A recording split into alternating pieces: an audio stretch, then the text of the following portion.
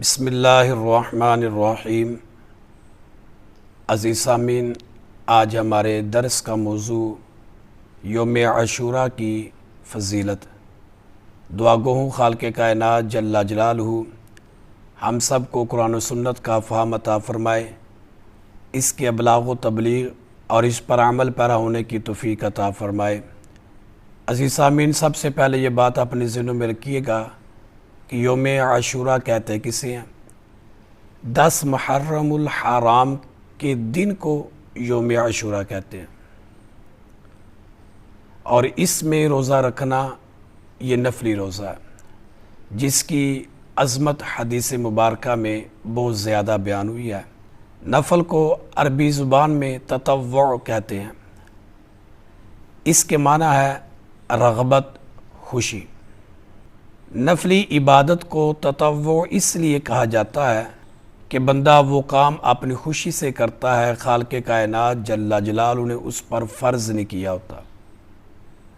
اور یہ بھی بات اپنے ذہن میں رکھیے گا کہ عاشوراء کے دن بہت بڑے واقعات رونما ہوئے، جن میں چند ایک میں آپ کے سامنے رکھتا ہوں۔ پیارے آدم علیہ السلام کی توبہ عاشوراء کا دن قبول ہوئی۔ پیارے نوح علیہ السلام کی کشتی جودی پہاڑ پر پہنچی، وہ بھی عاشوراء کا دن تھا۔ پیارے یعقوب علیہ السلام کا اپنے فرزند حضرت یوسف علیہ السلام سے ملنا، یہ بھی عاشوراء کا دن تھا۔ فرعون کا اپنے لشکر کے ساتھ غرق ہونا، وہ بھی عاشوراء کے دن تھا۔ اور پیارے موسیٰ علیہ السلام کو نجات جو ملی، وہ بھی عاشوراء کا دن تھا۔ پیارے ایوب علیہ السلام کو شفا ملی، عاشوراء کا دن تھا۔ پیارے یونس علیہ السلام مچھلی کے پیٹ سے باہر آئے تو عاشوراء کا دن تھا۔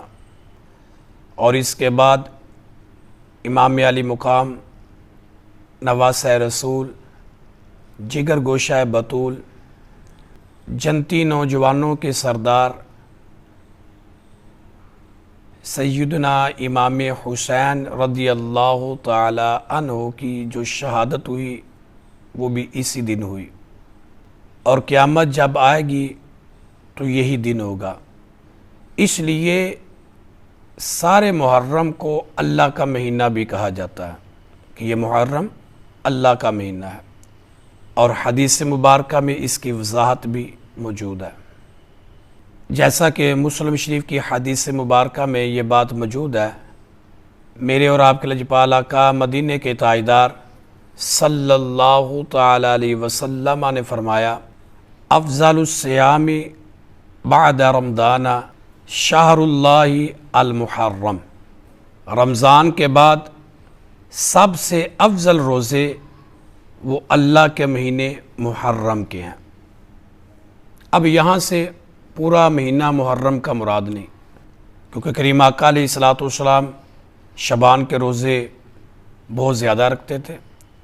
یہاں سے مراد وہ عاشوراء کے دن کا روزہ ہے، کیونکہ عاشوراء کا دن محرم میں ہے، تو اس لیے پورے مہینے کو اللہ کا مہینہ قرار دے دیا گیا۔ بلکہ بخاری اور مسلم شریف کی حدیث مبارکہ ہے، حضرت ابن عباس رضی اللہ تعالی عنہ اس کے راوی ہیں، فرماتے ہیں کہ ہم نے کریم آقا علیہ السلام کو کسی دن کے روزوں کو دوسرے دن کے روزوں پر بزرگی دے کر تلاش کرتے ہوئے نہیں دیکھا، سوائے اس دن یعنی عاشوراء کے دن۔ یہ بخاری مسلم شریف کے حدیث مبارکہ ہے کہ کریم آقا علیہ السلام سال بھر اس دن کے روزوں کا انتظار کرتے تھے، اور یہ اس دن کے روزوں کی عظمت اور فضیلت کو واضح کر رہی ہے حدیث مبارکہ۔ بلکہ میں مزید بات کو واضح کروں، مسلم شریف کے حدیث مبارکہ میں تو یہاں تک میرے اور آپ کے لجپال آقا مدینے کے تاجدار صلی اللہ تعالی علیہ وسلم نے فرمایا 10 محرم کے روزے کی عظمت کے بارے میں۔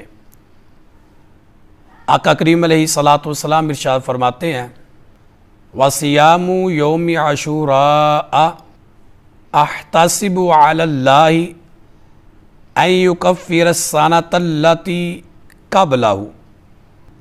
آقا کریم علیہ الصلوۃ والسلام فرماتے ہیں مجھے اللہ کے کرم پر یہ امید ہے کہ جو بندہ 10 محرم الحرام یعنی عاشورہ کے دن کا روزہ رکھے گا، خالق کائنات جل جلالہ اس کے پچھلے سال کے گناہوں کو معاف فرما دیتا ہے۔ عزیز سامعین، یہ عظمت ہے یوم عاشورہ کی۔ اب آئیے گا، یہ مسئلہ بھی اپنے ذہنوں میں رکھیے گا کہ کیا صرف 10 محرم الحرام کا روزہ رکھنا ہے کہ ایک روزہ اس سے پہلے یا اس کے بعد بھی رکھنا ہے، یعنی 9-10 کا روزہ یا 10-11 کا؟ اس سلسلہ میں پہلے حدیث مبارکہ سماعت کر لیں۔ میرے اور آپ کے لجپال آقا مدینے کے تاجدار صلی اللہ تعالی علیہ وسلم جب مکہ شریف سے ہجرت کر کے مدینہ شریف تشریف لائے تو کریم آقا علیہ الصلوۃ والسلام نے یہود کو عاشورہ کے دن روزے رکھتے ہوئے پایا۔ تو آقا کریم علیہ الصلوۃ والسلام نے فرمایا یہ کیسا دن ہے، یعنی کہ تم اس دن کیوں روزہ رکھتے ہو، اس کا سبب کیا ہے، وجہ کیا ہے؟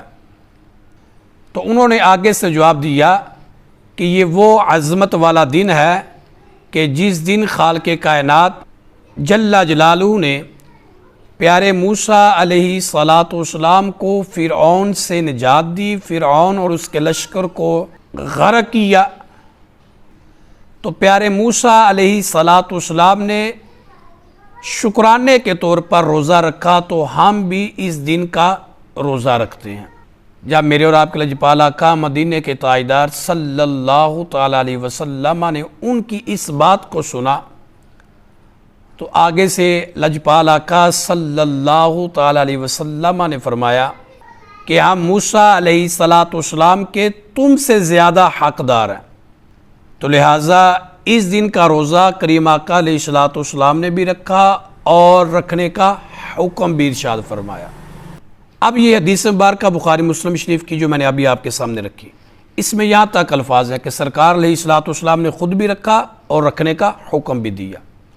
اب دوسری حدیث مبارکہ میں الفاظ کچھ اس طرح ہیں کہ جب کریم آقا علیہ الصلوۃ والسلام نے روزہ رکھنے کا حکم دیا